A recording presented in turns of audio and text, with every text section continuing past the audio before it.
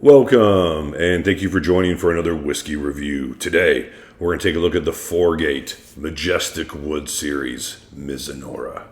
Dustin, we had a chance to try this when it just came out a few weeks ago. Oh, yeah. We got invited down to an event by Bill and Bob from Four-Gate, so if you guys had a chance to, if you guys ever watched this video, we really appreciate it. It was cool hanging out with you guys. Great setup. Had a bunch of cool friends there. And that was just a great, Yeah, You had the bourbon junkies, you had It's Bourbon Night, you had Mash and Journey, both of them. Wasn't just our buddy Mash and Drumble. We got to see Scotty down there. A lot of cool people. Also got to meet like the banking guys, the distribution guys. I mean, there were people all up and down the supply chain for these magical bottles. It was pretty cool. Yeah, and of course we got to try 4 new releases. This one was definitely, we picked up a couple. This is definitely my favorite of the 4. Oh, same here. I was crushing this thing. I almost felt bad, but it wasn't. They did affect me.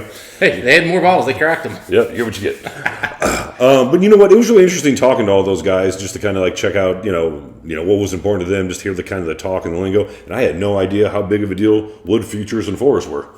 Yeah, well, so 7 years, 6 months, and I do not recall the length of time that this matured in the Mizunara, but if you guys don't know, Mizunara Oak, they have to be 50-year-old trees before they'll even cut them down, and one of those trees will generate between 2 and 4 staves. You need a lot more than 2 and 4 staves to make a barrel. Yep. And on top of that, these barrels the wood is incredibly porous, so it's incredibly difficult to get those staves to actually hold whiskey. So it is a bit of a task, and thus they are extremely expensive barrels. Let's see if it was worth it. Dustin, pretty old whiskey in general. Well, so 7 years, 6 months on the bourbon itself, which, is a decent age these days. The mash bill on this one, I can't remember the exact details, but I do believe it is a 20% rye. It is a Kentucky bourbon. I have a feeling it's one of the big boys, but I think they did mention that this might not be like a traditional release that somebody's selling through the barrel market. All right, well, let's get to the whiskey. So right away, and this is what I loved about drinking it, a couple weeks ago, was you get like this burnt caramel. Mm-hmm. You get like char from the cask, burnt caramel, but it doesn't take long for you to pick up what the Mizunara cask is doing. It's adding just this very light, almost light, transparent wine note to it almost. And I got that from the first time I got into it. So I get a little bit of sparkling like a almost tropical citrus note initially, but what I'm getting today, which I've never gotten before, and I'm trying to make sure it's not just me right now, but I'm almost getting a little bit of a peanut butter note, which is very strange. Yeah, those lighter notes and just a whole lot of burnt caramel and that's weird. Char cask, a little bit of dark chocolate. You're right, chocolate for sure. You're definitely picking up some of that rye. It is very heavy in the oak, and it's this very, very clean oak that's coming through. Yeah, it's a good char for sure. A little bit of cinnamon, a little bit of mint. Mint almost feels like a wisp of smoke, and sometimes I can't tell if that's I was getting char smoke from the cask. From the char. I'm not picking up a lot of the rye notes on the nose. I know it's a high rye bourbon. There's a decent amount of mint here for me, but I'm getting that like a cinnamon note, very reminiscent of. It's very reminiscent of I get some of these notes from kind of overly oaked Barton products, and I get this stuff from Four Roses.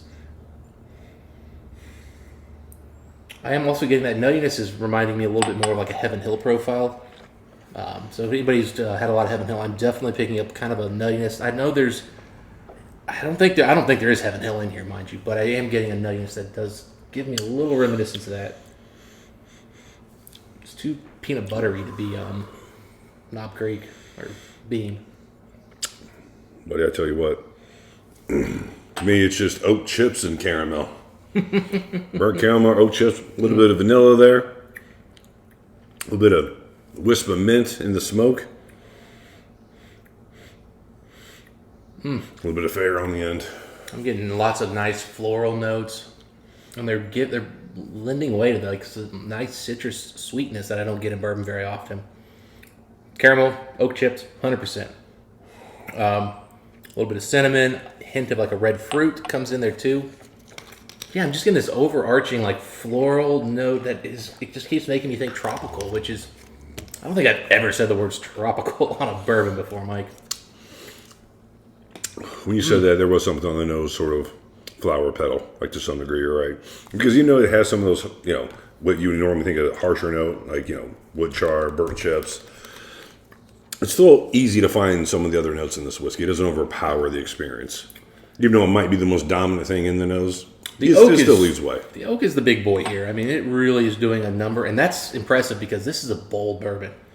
The base bourbon, which I have gotten a chance to try from these guys, I did try it. It's a heck of a big, bold bourbon. I mean, heck, like the finish right now. I mean, my whole mouth is just stinging. It's overpowered. I mean, it's like, whoa. It was hard to go to something else after having this. I think it was like my second or third pour of the night. After that, I came back to it. Yeah, I mean, this is an incredibly bold whiskey. Huge mouthfeel, huge finish. This is not for the faint of heart. You have to be somebody who wants a punch in the face kind of bourbon. But a pleasant one. I mean, it's not like harsh. It's just, everything. You're going to see a lot of similar components here. I mean, again, you're going to get, that caramel. You're going to get a lot of bourbon components to this, a little bit more oak-driven than maybe what you're used to. But it's not like it's, something that's going to be hard for people to understand what they're drinking. I mean, but it does go in quite a few different other directions. And that's what, experimenting with cask does a lot. You said it was a tropical note in flowers, and I get flowers, and I get tropical. Floral, not floral. Flowers per se. Yeah. Sorry about that, but I do what you mean. It does tend to bring it far more closer to South Florida flavors. You know what I mean? Yeah. We're not on the islands. Right. Not quite, but we're right there. We're pretty South in America. It's a note that is in the tropical realm that I don't ever get in bourbon. It's not Scotch tropical, because Scotch tropical is way more that. All right, Mike, I'm getting something I've never gotten before. I always enjoy coming to Mike's house because he's got this very open living room area. Everything smells better here. And he leaves the windows open most of the time. So as a result, there's usually like kind of fresh air in here. And I'm picking up for the first time on this thing a gingerbread house. I do get ginger a little bit. You're right. I get that frosting. I get the graham cracker. I mean, it's bringing me like being a little kid and like making one of the gingerbread houses for just a hint there. I could just broad brush say it's an icing, but yes, there is a twinge of ginger to it. It's that gingerbread icing, man. Well, that's what ginger is too. It's a twinge. It's not an overpowering smelling ginger. Well, again, how like when you make the gingerbread house, they have like the icing that is designed to like hold the pieces together. It's not quite as soft. Like it congeals and really holds it. I got 5 sisters and like 9 aunts. Like they did all that type of stuff. I was the eater. But that's probably how they did it. I'm getting the smell from when I was like the one time I actually made one of those things. I wasn't allowed in the kitchen. I think I did this at like a church event or something. We were on a table. This wasn't in the kitchen, man. All right. This wasn't fresh baked. All right, so let's get the whiskey score on this one. This is a fun bourbon.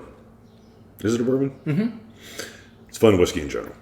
And something to my liking, I like the char, I like heavy oak, it caramel, it's sweet. There's a lot of things that go pretty well that I like for my palate. So I'm kind of going back and forth between two numbers, an 88 and 89. For my fondness of our time, the memory there, I'm still going to stick with an 88. But I think that's a fair score for it. But I had a great time there. Those guys, Bill and Bob, are cool guys. Yeah. I really enjoyed drinking that whiskey that night. I'm going to give it an 88 for a score, but I will always remember this whiskey for how fun of a time we had that night, and what a fun time Louisville was. Great place to stay. Yeah, that was a great place.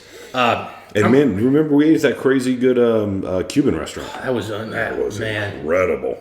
That was a great night. Yeah, I can't remember what it was called, but I'll put a picture of like something of it, because if you're in Louisville, you got to check out this Cuban restaurant. They had some. First time Mike's paid $25 to eat out of a can. Yeah, it was more than that, but it was delicious. Anyway, where are you as far as whiskey score? I'm going to give it the extra point and go 89. I was right there with you. Yeah. I was right there, 88, 89. I want to give this a 90 just because, again, the experience, but the 90s I got to hold back, because when Foregate hits a 90, it's usually one of the ones with sherry. This one obviously isn't that, but I got to say, really exciting. love what they're doing. Love the experimental concept. I bought this one. I did not buy the Brazilian wood because I don't really like Brazilian wood, to be honest with you. This hits it out of the park. Does everything I like. It was fun to look at. I wish this was a few years older, but hey. It's fun to look at 4 or 5 different new bottlings and figure out, okay, this is kind of what I'm gravitating toward. And, you picked up a couple, so we'll bring the other one to you. And they're doing a great job of just kind of not being a one-trick pony. They came out with that first bottle. Everybody fell in love with that Kelvin 1. Yes. Was that there? No. Kelvin 5 was there. Kelvin 5, yeah. It wasn't the Kelvin 1. Yeah. I wish. That's a better whiskey. Hey, I like the 5. I bought one, but the Kelvin 1 was special. It was a long night drinking.